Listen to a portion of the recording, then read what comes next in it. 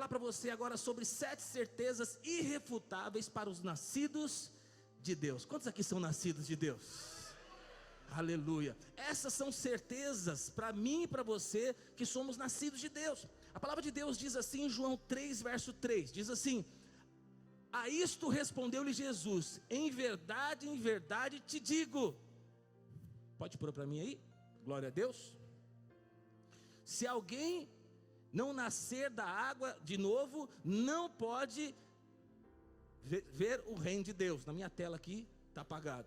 Então, se nós, em verdade te digo, que se alguém não nascer da água e do Espírito, não pode ver no reino de Deus. Eu e você, que somos nascidos de Deus, nós pertencemos agora ao reino de Deus. Mas presta atenção, aqueles que não são nascidos de Deus, eles não podem ver o reino de Deus, eles não são participantes do reino de Deus. Mas o reino de Deus é algo que vai vir, mas o reino de Deus, parte dele já está estabelecido. Então hoje nós já fazemos parte do reino de Deus. O que é o reino de Deus, pastor? O reino de Deus aqui na terra é a igreja. Por isso eu e você precisamos estar na igreja, fazer parte da igreja. O mundo jaz o maligno, mas a igreja jaz o reino de Deus. Aqui o reino de Deus é estabelecido, aqui a vontade de Deus é feita, mas haverá um momento que nós vamos participar da plenitude do reino de Deus. Paulo, ele também diz, 2 Coríntios 5,17, diz assim: e assim, se alguém está em Cristo, é nova criatura, as coisas antigas já passaram, eis que se fizeram novas todas as coisas. Quantos estão em Cristo aqui? As coisas velhas já passaram. Tudo que você fez antes de Cristo, tudo que aconteceu na sua vida no passado, irmão, já passou. São coisas antigas, são coisas passadas, são coisas que foram lançadas no mar do esquecimento. E agora, irmão, nós fomos chamados para viver em novidade de vida. O que é viver em novidade de vida? É viver aquilo que Deus planejou para nós, é viver uma vida abundante. Você pode acordar todos os dias e falar: eu tenho certeza, hoje Deus vai me surpreender. Por quê? Porque eu vou viver em novidade de vida, porque Deus cuida de mim.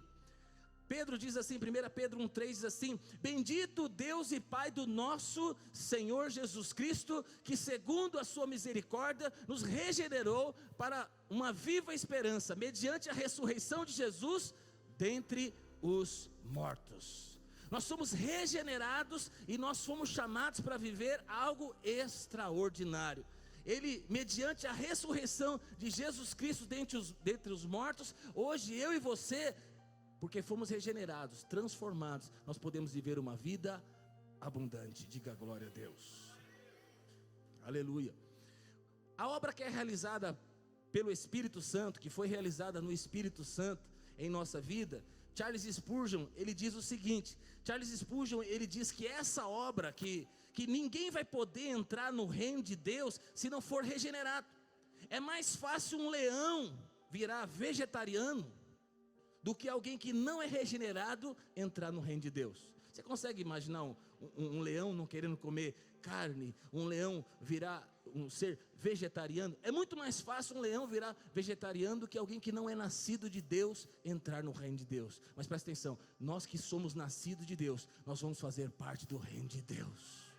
1 João 5 verso 1, que é a base da nossa pregação, é a base daquilo que vamos falar aqui. Eu quero falar o primeiro ponto, primeira certeza para mim e para você. A primeira certeza é o seguinte: a certeza que amamos a Deus e amamos aos irmãos. 1 João 1 verso 3 diz assim: todo aquele que crê em Jesus é o Cristo, que o Cristo é nascido de Deus, e todo aquele que ama o Pai e também o que dele foi regenerado. Então, todo que é nascido de Deus, irmão, aquele que crê em Jesus, ele vai amar a Deus. Quantos amam a Deus aqui? Mas esse versículo fala que não só ama a Deus, ama também todo aquele que foi regenerado, ama o irmão. Não tem como eu e você dizer o seguinte, que nós amamos a Deus, mas não gostamos do irmão, não gostamos da igreja.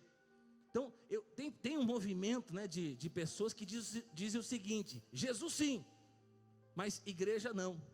Eles dizem que amam a Cristo, mas não querem fazer parte da igreja. Mas a palavra de Deus diz, fica muito clara para nós, que os nascidos de Deus amam a Deus, mas ama também o irmão. Você pode dizer para o irmão que está do seu lado: irmão, eu te amo em Cristo Jesus. Aleluia. Nós como igreja, aleluia. Então é impossível, irmão, nós amarmos a Deus e não vivermos aquilo que Deus tem para nós. Nós amamos a Deus e nós vamos amar a Deus e nós vamos amar os irmãos também. Primeiro ponto. Segundo ponto, é impossível amar a Deus e não viver em obediência. A Bíblia diz assim: porque nisso consiste o amor de Deus, em obedecer os seus mandamentos, e os seus mandamentos não são pesados. Quem é regenerado, ama a Deus, ama os irmãos, primeiro ponto. Mas quem é regenerado, ele também ama obedecer a Deus. Quantos foram para o encontro esse final de semana? Aleluia. Agora você faz parte dessa família. Se você é regenerado, você vai amar a Deus, vai amar as coisas de Deus, vai amar estar na igreja, vai amar estar com os irmãos, vai amar estar na célula. Mas presta atenção, segundo ponto, você vai amar também obedecer a Deus. E a Bíblia diz que o mandamento de Deus não é pesado. Pesado é o mandamento do homem. Tem igreja, tem líderes, tem pessoas que colocam mandamentos que não estão na Bíblia. Aí eu vou dizer para você, viver os mandamentos que o homem coloca é pesado, mas os mandamentos de Deus é tranquilo. Por quê? Porque o Espírito Santo de Deus que está dentro de nós, ele vai nos capacitar. Então a Bíblia diz o seguinte: não adulterarás. Será que nós precisamos, os regenerados, nos esforçar todos os dias para não adulterar? Sim ou não? Então presta atenção, é lógico, todos nós somos tentados ao pecado em áreas da nossa vida, mas o adultério, a fornicação, a prostituição, a pornografia, eu e você que somos regenerados de Deus, essas não são mais coisas que nós desejamos todo dia, toda hora, sem parar, porque nós somos uma nova criatura. O que nós queremos? Obedecer a Deus, agradar a Deus, fazer a vontade de Deus, viver tudo aquilo que Deus tem para nós. O amor de Deus tem uma segunda consequência inevitável. É o que? A obediência. Por isso, se você conhece alguém que diz que conhece a Deus, mas não obedece a Deus, eu quero dizer para você, essa pessoa possivelmente não é regenerada. Porque quem conhece a Deus quer obedecer a Deus. 1 João 3,17 diz assim: se alguém tiver recursos materiais e vendo o seu irmão em necessidade, não se compadecer dele, como pode permanecer nele o amor de Deus? Quem ama a Deus, ele também vai sacrificar por causa do seu irmão. Então, todo crente regenerado, ele tira parte da sua renda, entrega como dízimo para sustentar a obra de Deus. Todo crente regenerado, ele quer abrir a sua casa para realizar uma célula, uma reunião, um momento de comunhão. Todo crente regenerado, quando ele vê um necessitado, seja na igreja, seja na rua, ele vai querer pegar parte do seu recurso para abençoar a vida de outra pessoa. Eu não sei o que você está vivendo agora. Talvez você fale: pastor, mas eu não tenho tanto dinheiro assim para abençoar a vida das pessoas. Mas sabe, em algum momento Deus vai usar a sua vida para abençoar a vida de outras pessoas, a vida de pessoas necessitadas. Quem ama a Deus também não considera os mandamentos de Deus difíceis. 1 João 5,3 diz assim: porque nisso consiste o amor de Deus, em obedecer aos seus mandamentos, e os seus mandamentos não são pesados. Em primeira razão, diz assim: porque amamos a Deus, e quem ama obedece com alegria e não com obrigação. Quem já tem filho aqui, seu filho já te obedeceu emburrado, já teve que fazer seu filho fazer algo, aí ele sai marchando, né, pastorela, batendo o pé. Então viver a vida cristã não é assim. Tem gente que acha que viver a vida cristã, ser regenerado, salvo, é aquela criança birrenta que sai batendo o pé. Não, irmão, viver a vida cristã é uma alegria. Fazer a vontade de Deus é uma alegria. Por quê? Em segundo lugar, porque nós recebemos poder, através da fé, nós vencemos o mundo. Não é mais no meu braço, não é mais na minha força, não é apenas a minha vontade, agora tem o Espírito Santo de Deus, e Ele move na minha vida, Ele gera vontades, Ele gera desejos, Ele gera uma fome pelas coisas de Deus. 1 João 5,4 diz assim: o que é nascido de Deus vence o mundo, e esta é a vitória que vence o mundo, a nossa fé. Sabe como você vai vencer o mundo? Através da fé. Cada um de nós temos uma medida de fé. Deus nos deu uma medida de fé, e através da fé nós vamos vencer o mundo. Concluindo esse primeiro ponto, o cristão verdadeiro, nascido de Deus, crê no Filho, ama Deus e os filhos de Deus, e guarda os seus mandamentos. E a fé e o amor e a obediência são as marcas do novo nascido, daquele que foi regenerado.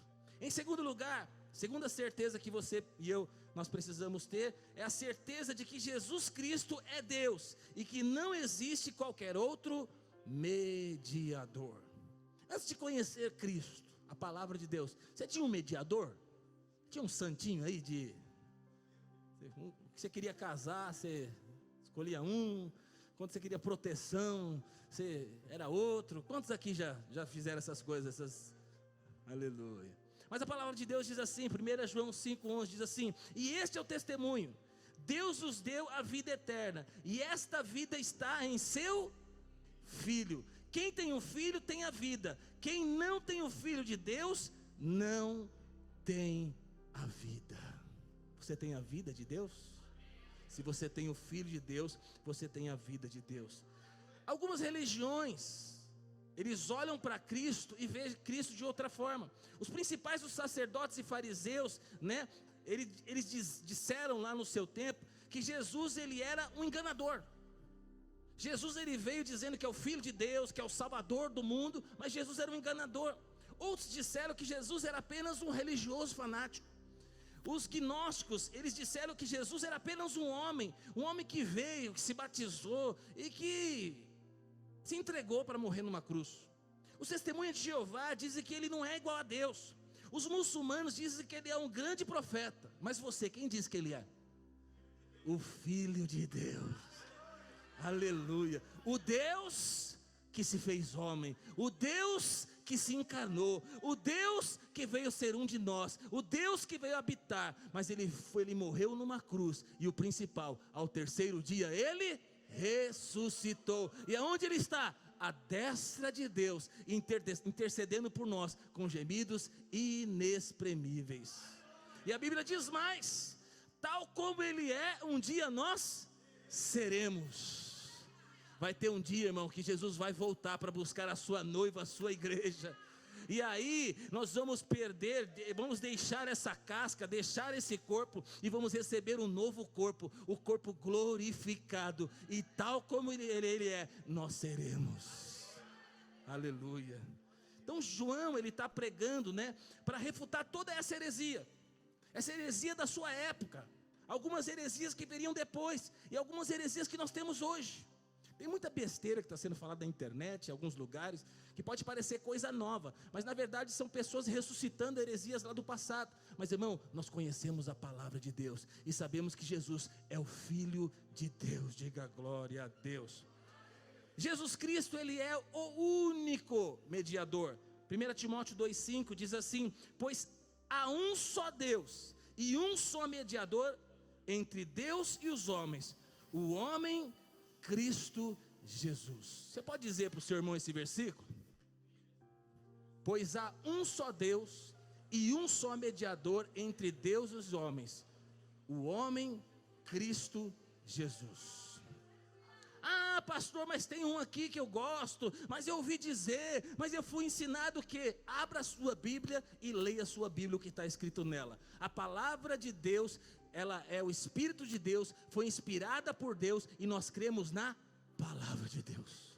Não importa o que as pessoas disseram, não importa o que as pessoas estão falando, o que importa é que a palavra de Deus diz. Não há salvação em nenhum outro. Atos 4 verso 12 diz assim: não há salvação em nenhum outro, pois debaixo do céu não há nenhum outro nome dado entre os homens, pelo qual devamos ser salvos. Nenhum outro pode salvar, nenhum outro poderia te salvar. Então existe apenas um que poderia nos salvar, e que nos salvou: Jesus Cristo. Terceira verdade, a verdade de ter recebido a vida eterna como um presente de Deus.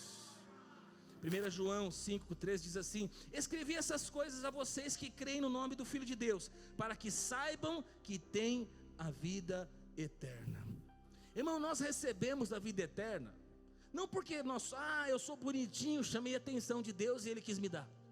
Não, porque eu me esforcei muito, orei muito, e aí Deus me deu. Não, porque eu mereci através de um voto que eu... Não, irmão, a salvação é um presente de Deus.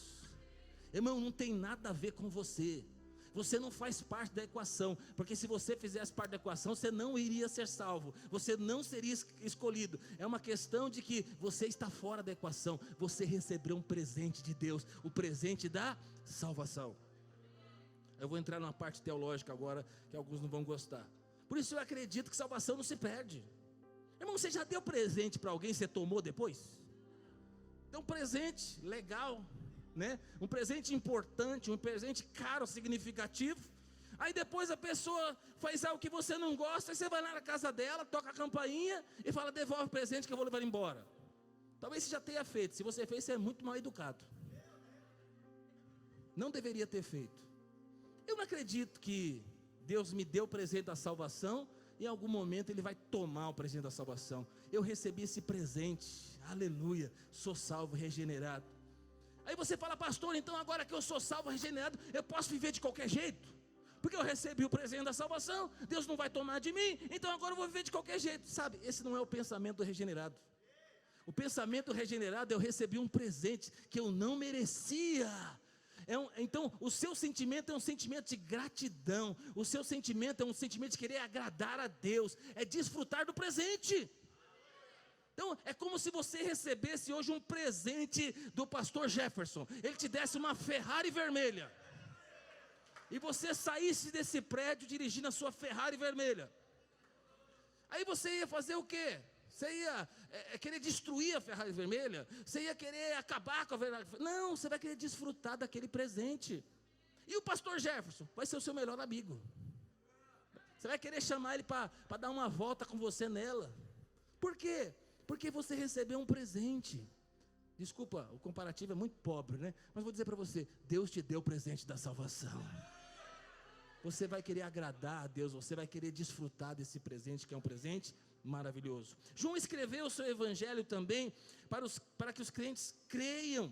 Então João 20 verso 31 diz assim: mas estes foram escritos para que vocês creiam que Jesus é o Cristo, o Filho de Deus, e crendo tenham vida em seu nome. Você crê que Jesus Cristo é o Filho de Deus? Então você tem vida. João escreveu também esta carta para os crentes, para que eles saibam que têm a vida eterna. Irmão, você não vai ter a vida eterna, você já tem a vida eterna.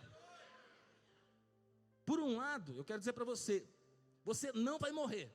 Diga para o irmão que está ao seu lado: você não vai morrer. Como assim, pastor?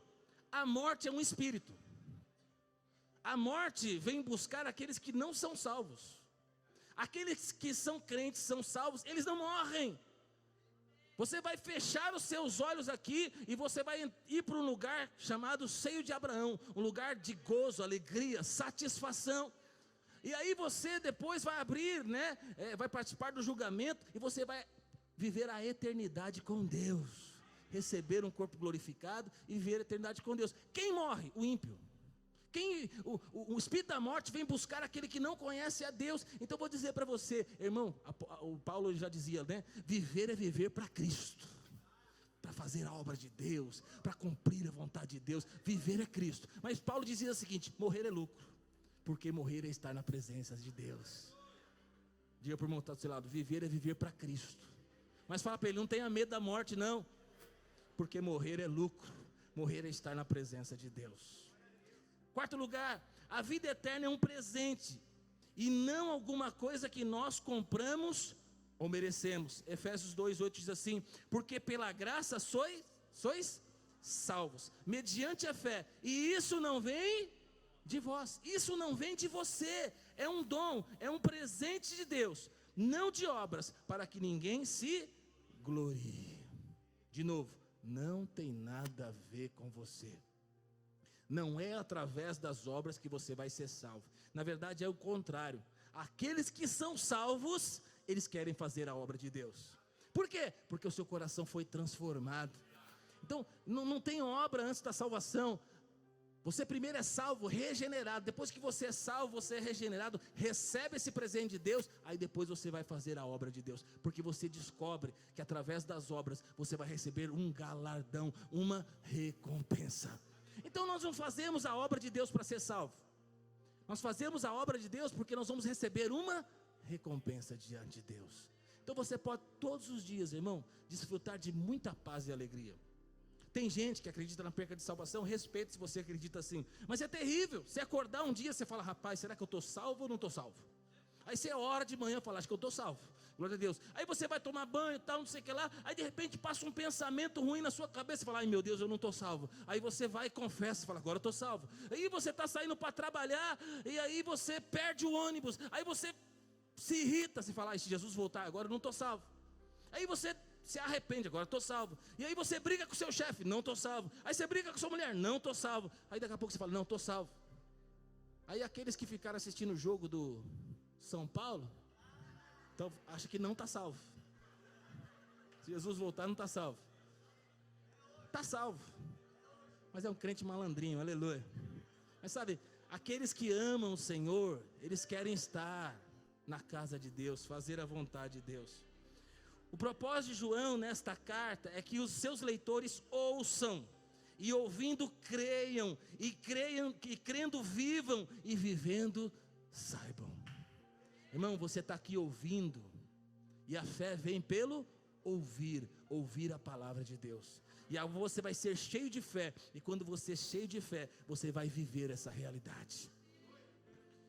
Resumindo, a vida eterna não é um prêmio que fazemos jus, que temos merecimento, mas é uma dádiva, é um presente. A vida eterna se acha em Cristo. A vida eterna é uma posse atual, não é uma posse futura. Eu já tenho a vida eterna, eu já desfruto da vida eterna. A palavra de Deus diz em Efésios 4:30 que nós temos um selo. Diz assim: e não entristeçam o Espírito Santo de Deus, em quem vocês foram selados para o dia da redenção. Você já mandou uma carta para alguém? Não é muito normal mandar carta agora, né? É e-mail, é WhatsApp, mas em algum momento você vai precisar mandar uma carta. Tem coisas que ainda precisa usar carta. E quando você vai mandar uma carta, você precisa selar ela, você precisa fechar ela e você precisa colocar um selo. O selo é a garantia. Então, talvez carta está meio fora de moda agora. Vamos falar, você já foi no cartório registrar um documento?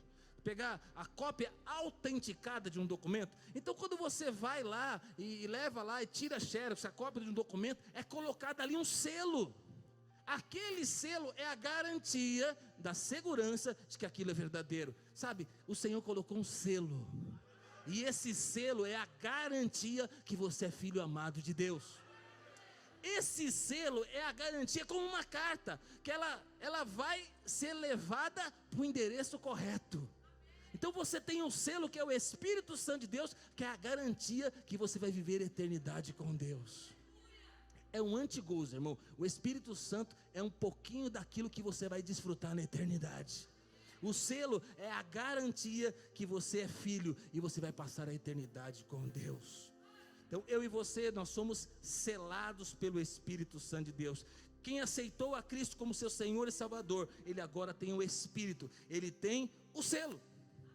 Às vezes o diabo tenta te dizer que você não é amado, que você não é salvo, que você não é um vencedor, que você vai dar errado na vida, que as coisas vão de mal a pior para você. E fala para o irmão que está do seu lado, o pior é que às vezes você acredita.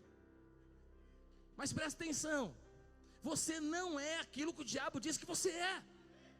Você não é o que as circunstâncias dizem que você é.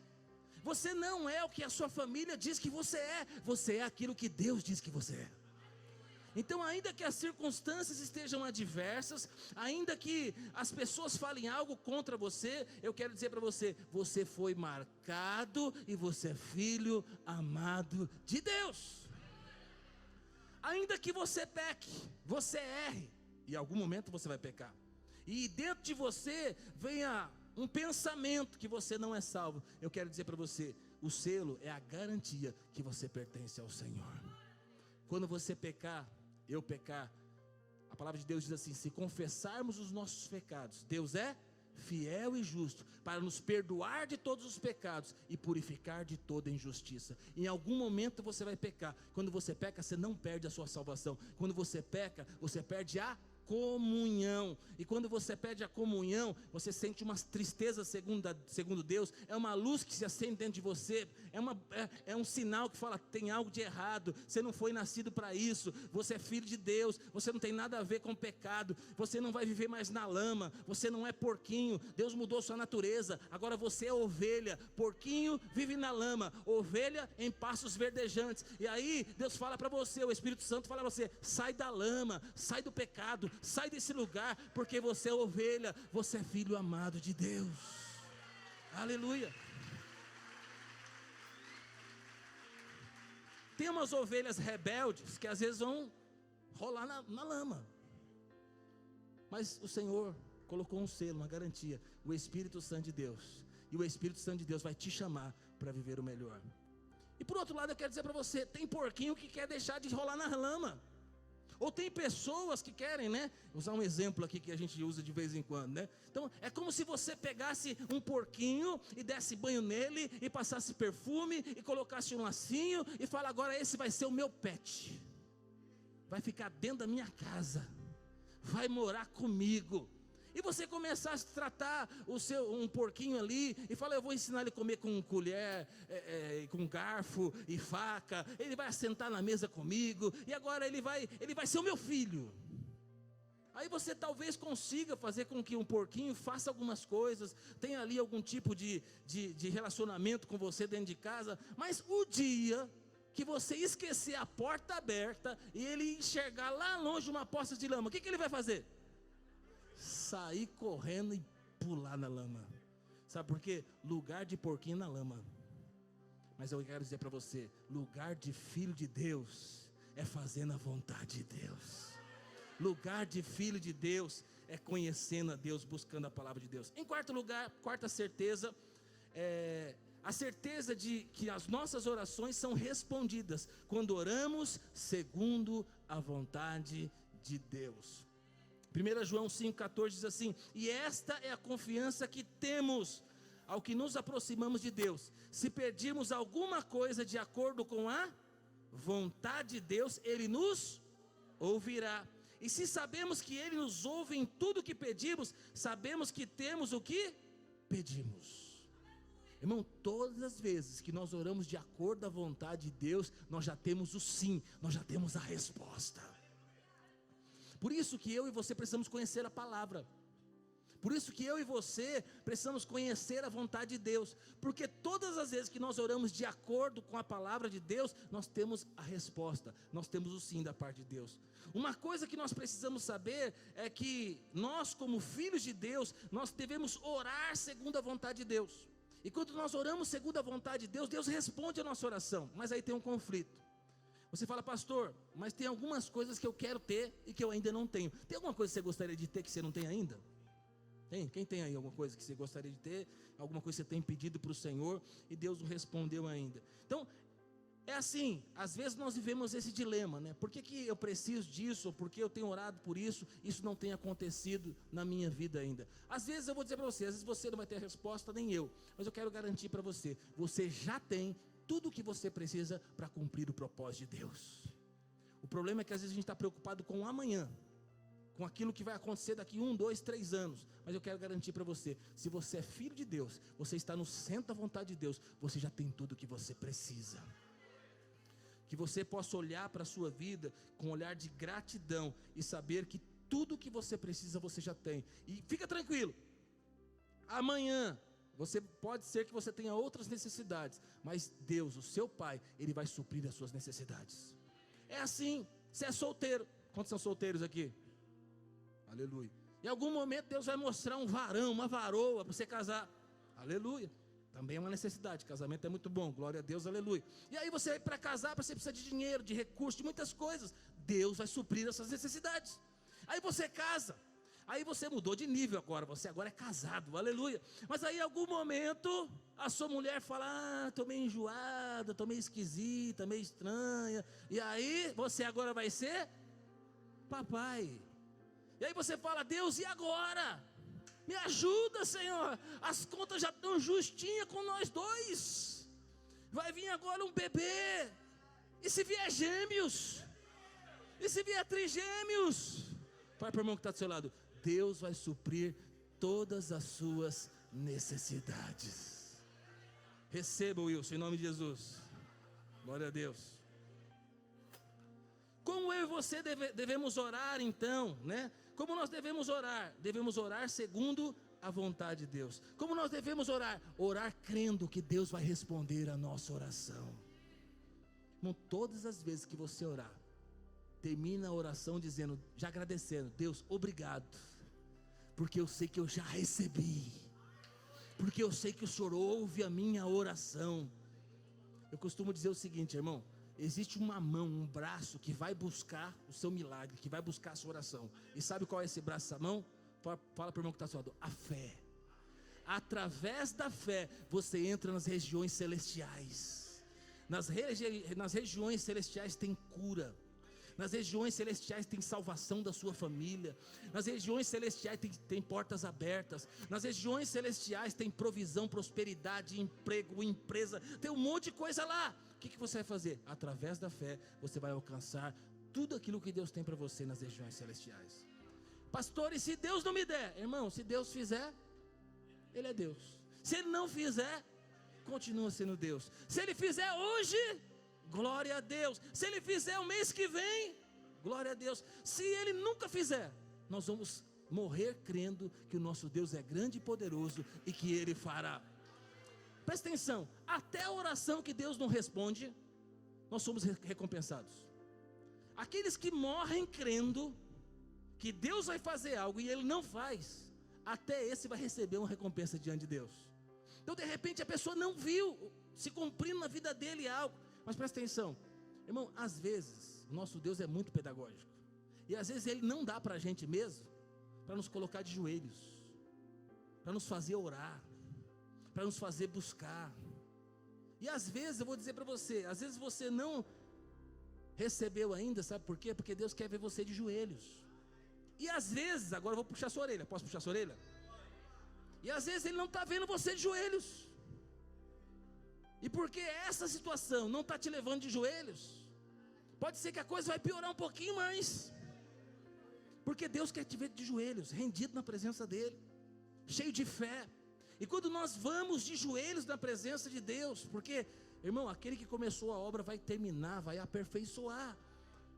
Então, o que é um carro para Deus? O que é uma casa para Deus? O que é a salvação da nossa família para Deus? Não é nada. Essas são questões que para Deus não é nada. É uma questão de Deus falar, haja. É uma questão de Deus falar, autorizar. Acontece instantaneamente. Então não tem nada a ver com essas coisas pequenas, que são pequenas diante de Deus, boas para nós, grandes para nós, mas para Deus não é nada. O maior propósito de Deus é imprimir Cristo em você. Então fala para o irmão que está ao seu lado, responde logo a Deus aí. Para que a nossa oração seja respondida, ela precisa ter alguns predicativos, algumas qualidades. Põe o segundo aí para mim. Primeiro, que eu quero falar para você: você está orando segundo a vontade de Deus? Põe o segundo. Você está orando segundo a vontade de Deus? Porque não adianta você orar segundo a sua vontade. Irmão, tem coisa que eu quero porque eu quero, mas não tem a ver com propósito. Mas vou dizer para você, Deus é tão maravilhoso que às vezes Ele dá os nossos caprichos. Você já recebeu algum capricho de Deus? Muitos. Então, Deus garante o arroz, o feijão e o ovinho, que abre, né? Ele garante. Mas às vezes eu falo, Deus, uma picanha, Senhor. Quem gosta de picanha aí, aleluia. O baby beef, Senhor. A comida japonesa, Pai. Né? E aí o pai, ele ouve, e ele fala, está autorizado, está aqui o dinheiro, está aqui o recurso. Deus pode usar o irmão que está do seu lado para te abençoar aí, ó. Te chamar para comer uma comida japonesa, fazer um churrascão na casa dele só de picanha e baby beef. Aleluia. Linguiça cuiabana, sei lá, só coisa boa. Pode ser que o irmão que está do seu lado fale, irmão, vou te levar no Estrela essa semana aí para você comer à vontade, tudo que você precisa. Aí você fala, Deus pode usar, Deus pode fazer. Pergunta, você está orando segundo a vontade de Deus? Porque, irmão, às vezes você pode querer algo que Deus não tem para você. E às vezes você está vivendo uma vida miserável, e Deus tem coisas muito grandes para você. Então às vezes você está orando e fala: Deus, me ajuda a pagar essa conta de água, essa conta de luz. Aí Deus quer te fazer de você um empresário. Você vai contratar pessoas, você vai ter muito dinheiro, muito recurso. E está falando: Deus, a conta de água, a conta de luz, vai cortar de novo, tem 3 atrasadas, Senhor. Irmão, que oração é essa? Que fé é essa? Por isso você precisa conhecer a vontade de Deus. Por isso você precisa conhecer o coração de Deus. Por isso você tem que ouvir o que Deus tem para a sua vida. Que aí você pode ter 2 contas atrasadas e a terceira para atrasar. Mas você não vai orar assim. Você vai orar: Senhor, o Senhor tem promessa na minha vida que eu vou ser um grande empresário. Está aqui, essa é um fato. O fato é que a coisa está difícil, não tenho dinheiro para pagar essas contas. Mas a grande realidade, a grande verdade é que o Senhor vai me tirar da cova, o Senhor vai me tirar desse buraco, e o Senhor vai me colocar em lugares altos. E aí você não está mais pedindo para pagar conta de água e luz. Você está falando: Deus, o Senhor tem para mim provisão e prosperidade. O Senhor quer me levar para ser um empresário. Então presta atenção.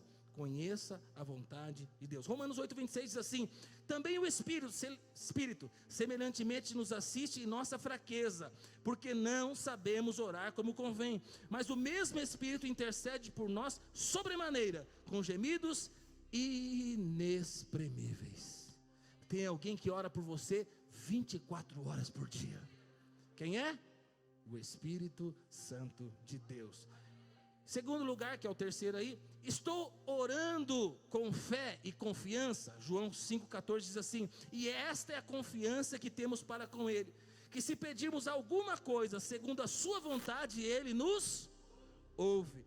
E se sabemos que Ele nos ouve quando ao que lhe pedimos, estamos certos de que obtemos os pedidos que lhes temos feito. Esse foi um dos versículos que lá na consolidação do passarinho da Valneide, é um dos primeiros que tinha lá, falando sobre oração.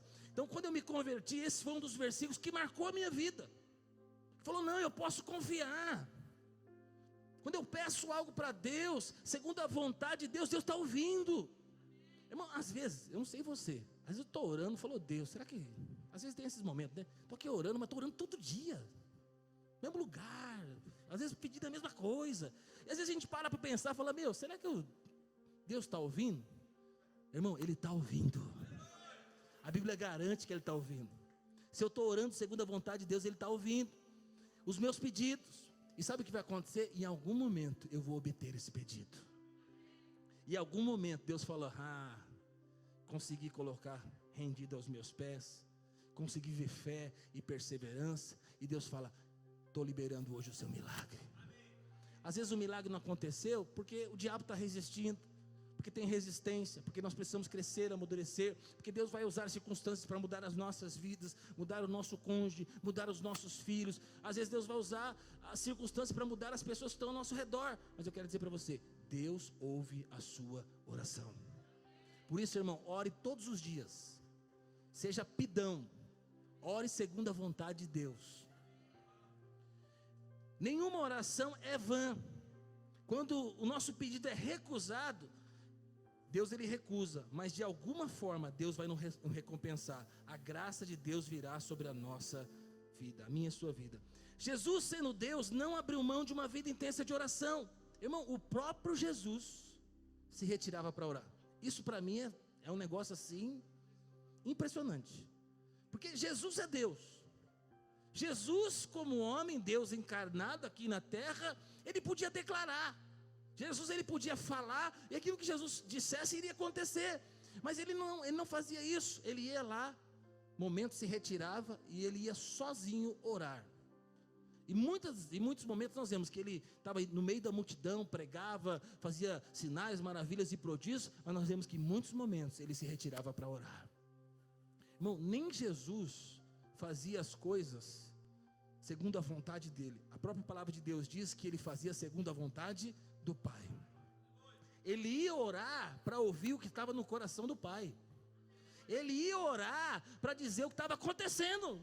Pai, olha Pedro sanguíneo, esse cara é difícil, transforma ele. Amém?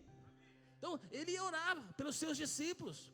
Para escolher os discípulos, ele foi orar. Para todos os dias, né, muitos momentos ele ia orar, e aí depois do momento de oração, ele ia pregar a palavra, ele ia realizar milagres. Irmão, você quer muito poder de Deus na sua vida? Ore muito.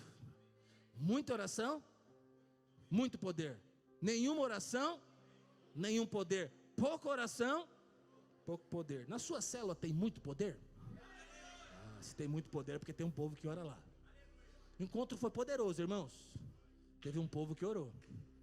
Nós começamos na sexta-feira o nosso encontro com Deus, céus abertos, povo aberto, povo aceitando Jesus, a palavra sendo liberada, ambiente gostoso. Sábado, céus abertos o dia todo, à noite. Domingo, céus abertos, graça, favor, bondade, vidas transformadas. Alguém orou e Deus ouviu a nossa oração. Quinto lugar, a certeza de que Deus pode salvar pessoas da morte através das nossas orações. Irmão, Deus te chamou para orar por pessoas. E quando você ora por pessoas, você está apresentando essas pessoas diante de Deus. E Deus, através da sua oração, Ele alcança pessoas. Você é prático, sabe o que você está aqui? Porque alguém orou por você. Alguém orou por você. Quem orou por você, você sabe? Eu tive uma tia na minha família, que era tia chata.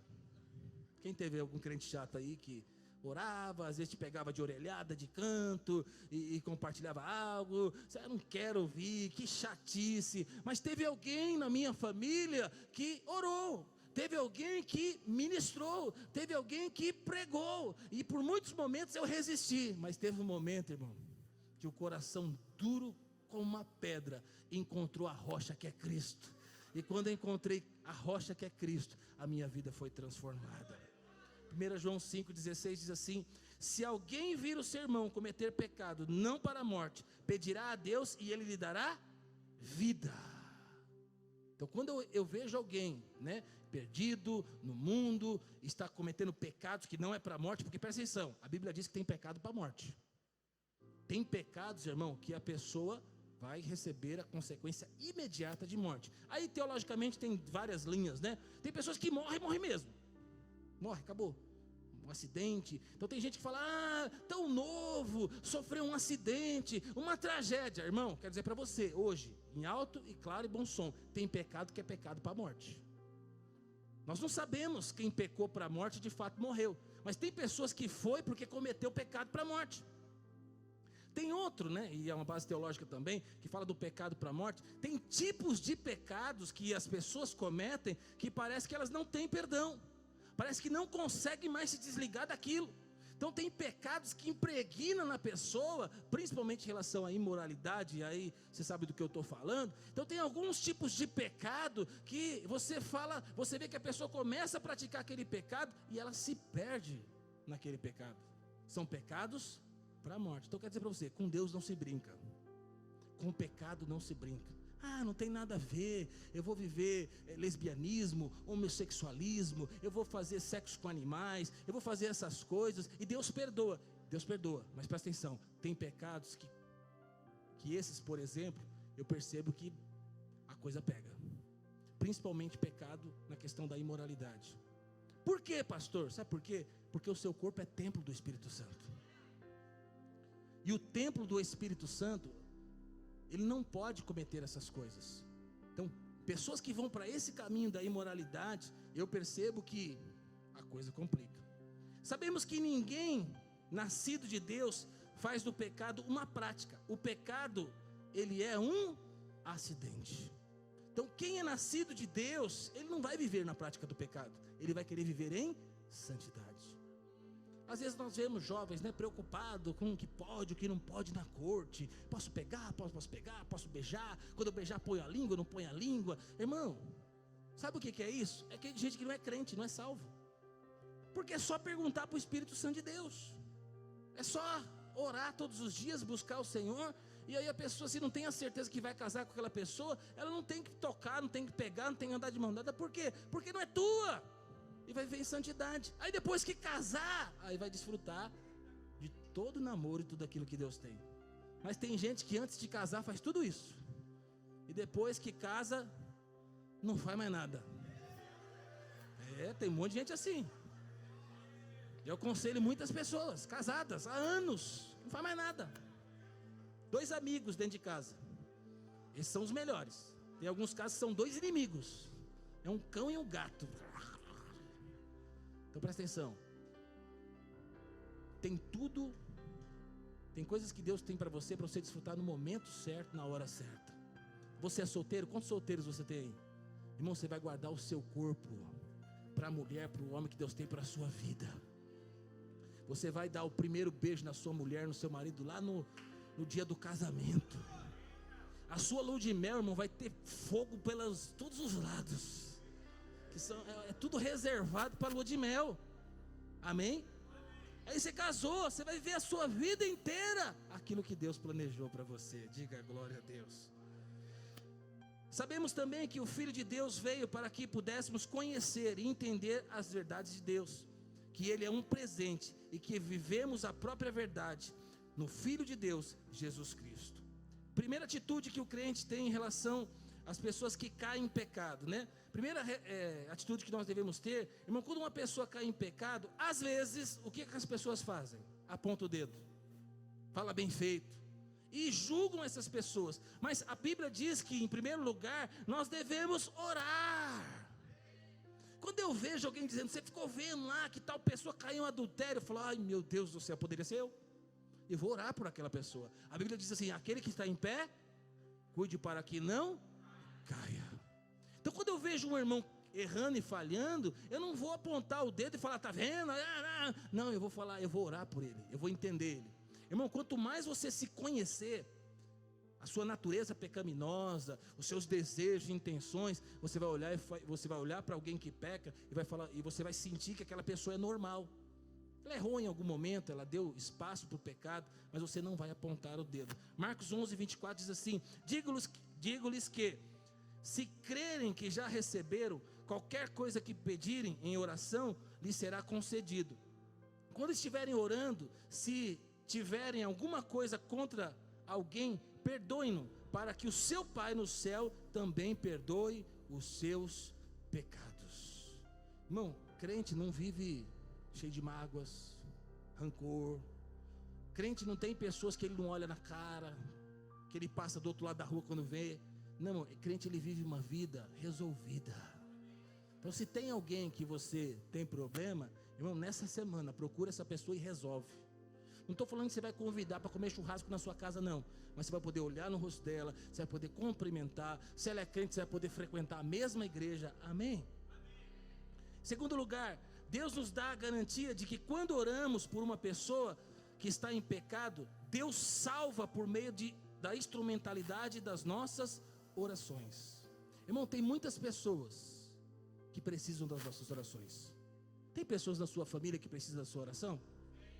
Então, familiares seu, Deus vai usar o instrumento da oração, da sua oração, para alcançar essas pessoas.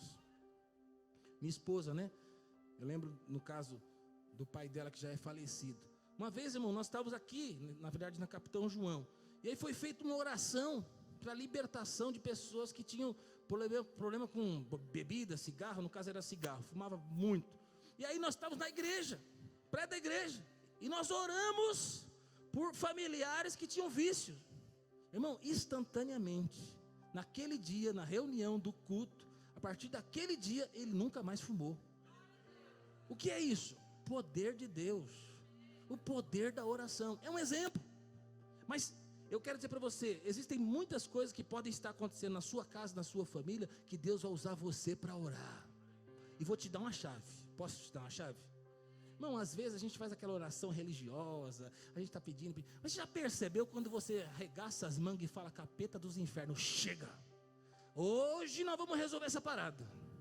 E aí você ora e fala, capeta, acabou, já era, não dá mais, não aceito e tal, e você quebra o pau ali na oração com o diabo. Aí depois você declara a palavra de Deus, o que a palavra de Deus diz em relação àquilo.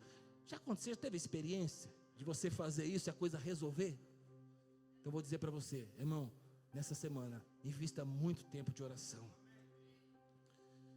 Sexta certeza, a certeza que não precisamos viver mais na prática do pecado, 1 João 5,18a diz assim: sabemos que todo que é nascido de Deus não vive em pecado. Irmão, você tem um pecado de estimação? Crente não tem pecado de estimação. Se você tem um pecado de estimação, eu quero dizer para você: ore, apresenta isso diante de Deus, busque ajuda de um líder espiritual de sua confiança. Não é normal. Eu não posso ter um pecado de estimação. Eu não posso ter algo oculto que já está há muito tempo na minha vida. Eu preciso, eu já fui emancipado para viver, sabe, a vida abundante. Eu não vou viver mais uma vida de pecado. Eu nasci de novo, eu sou uma nova criatura. Agora eu escolho, irmão, presta atenção, crente regenerado, ele escolhe pecar. Quando ele peca, ele escolhe pecar. Mas nós não podemos escolher pecar. Então, um pecado muito cometido, seja um exemplo, tem pessoas que têm facilidade de falar mal de outras pessoas. Fala mal, critica, está toda hora falando mal das pessoas. É pecado, irmão. Você tem que mudar isso na sua vida, isso não faz mais parte de você. Tem pessoas que gostam de assistir filmes violentos. Tem pessoas que filmes pornográficos. E tantas, irmão, isso aí não faz mais parte da sua vida. Pastor, mas é que eu gosto muito, é que eu sou acostumado. Irmão, isso não tem mais nada a ver com a velha criatura. Isso não tem mais nada a ver com o novo homem. Então, que hoje você possa ser liberto de tudo isso. O pecado e o Filho de Deus são coisas incompatíveis. Você é filho de Deus e você não tem nada a ver com o pecado. Jesus, que enviou o Espírito Santo, que veio habitar dentro de você, agora você é templo do Espírito Santo de Deus. Eu lembro aqui da história de Moody. Moody um dia estava com uma mulher, e a mulher ficou olhando ali para Moody, um homem de Deus, um grande homem, e disse para ele, apontou o dedo para ele e falou: a sua vida é difícil, né? Que vida terrível. E ela, pensando que o que ela vivia de se prostituir, de beber, encher a cara, era algo que Moody queria. Aí Moody pôde declarar para ela: não, essas coisas que você faz são coisas que você deseja fazer, mas eu não quero fazer. Irmão, eu estou aqui como pastor, você é crente também, cheio do Espírito Santo. Nós não queremos mais adulterar, nós não queremos mais viver uma vida de pecado, nós não queremos mais fumar. Então, as pessoas que estão lá fora fumando, se prostituindo, elas olham para nós e acham que nós estamos reprimindo um desejo, que tem alguém vigiando a gente que nos proíbe de fazer, é o pastor. Mas eu vou dizer para você, nós não queremos mais essas coisas, não tem mais nada a ver com a gente. Eu quando vejo alguém fumando, sou sincero para você, primeiro que eu odeio o cheiro de cigarro, e em segundo lugar eu falo, o que essa pessoa está fazendo? Destruindo o corpo dela. Então quando eu vejo pessoas, em ruas da cidade aí participando de bailes, funk, enchendo a cara, eu não olho assim da janela do meu carro pensando, nossa, eu podia estar lá. Não, eu olho e falo, que vida vazia, eu já estive lá, que vida terrível, que vazio existencial. O que as pessoas estão procurando atrás de uma garrafa de bebida enchendo a cara, atrás de uma mulher para buscar satisfação, elas estão procurando preencher um vazio que só Jesus pode preencher. Mas eu já encontrei Jesus, esse vazio já foi preenchido. E eu vou contar, e você também vai contar para essas pessoas e ganhar essas pessoas para Jesus. Eu e você não estamos imunes à tentação, nós seremos tentados. O maligno vai tentar a gente, mas presta atenção, nós temos uma mente que foi transformada, regenerada. Vou contar uma coisa para você. Logo que eu me converti, primeiro mêsinho primeiras semanas de convertido, aí terminei um namoro que o Espírito Santo me levou, eu não entendi, mas eu não conseguia mais viver a vida que eu vivia de namoro. Mas aí, mais ou menos um mês depois, pastor Elibio, eu trabalhava no banco, na Caixa Econômica, teve uma festa de fim de ano, mas era uma festa de premiação que todo mundo tinha que ir, que ia receber as premiações, ninguém sabia quem eram os vencedores e tal. Então fizeram um esquema que todo mundo tinha que ir na festa. Mas eu era crente e eu não queria mais fazer parte daquela festa, mas eu tinha que ir, porque fazia parte do serviço, fazia parte da premiação. Mas eu tinha certeza que não era para mim ir. Mas sabe o que aconteceu? Eu fui. E aí eu fui para a festa, num salão, algo chique, coisa de rico. E aí, quando eu pisei lá, começou a festa, e eu estava andando no meio das pessoas, eu falei, não, eu sou crente, sou cheio do Espírito Santo, tudo bem. Mas irmão, a primeira coisa que o diabo falou, você não devia estar aqui. Já aconteceu com vocês? Aí bebida para cá, cerveja para lá e tal, não sei o que lá. Aí o diabo falou: você não devia estar aqui, você já pecou. O que você está fazendo aqui, rapaz? Você é um pecador, você não é salvo coisa nenhuma. Você já está aqui mesmo, o que tem você beber uma? Eu já pisei na bola mesmo, né? E Deus te perdoa depois. Irmão, o diabo prega a palavra. Não, depois Deus te perdoa. Não, vou tomar um negocinho então. Resumindo, irmão, pequei, caí feio. Quando eu cheguei em casa, que eu fui tomar banho, aí o Espírito Santo olhou para mim e falou para mim: não é essa vida que eu tenho para você. Eu morri na cruz do Calvário para que você viva a vida abundante. Irmão, eu falo para você diante de Deus. Eu caí de joelhos tomando banho, chorei. Eu falei: Deus, eu nunca mais vou viver isso. Eu nunca mais vou fazer essas coisas. E eu vou dizer para você, ali eu tive uma experiência poderosa de libertação, de cura, de transformação. Você já viveu isso, irmão, na sua vida? É algo poderoso. É o Espírito Santo de Deus fazendo na sua vida. Sétimo e último, a certeza de ser guardado por Deus e o maligno não lhe toca. Verso 18 diz assim: aquele que nasceu de Deus o guardará. O maligno não lhe toca. Irmão, tem gente que tem medo do diabo. Até lá no encontro, né? Teve a hora da libertação, nós saímos lá com a equipe, falamos: gente, agora é a hora da libertação, o pau vai quebrar, fiquem preparados e tal, não sei o que lá. Pode ser que a hora que você vai orar, alguém vai... Aí uma falou: misericórdia, pastor. Não, irmão, o pau vai quebrar e Deus vai te usar. Fala para o irmão que está dizendo: você não tem que ter medo do diabo, não. O diabo não pode te tocar, irmão. O diabo não pode olhar nos seus olhos. Tem glória de Deus, tem fogo de Deus, tem presença de Deus. Aleluia.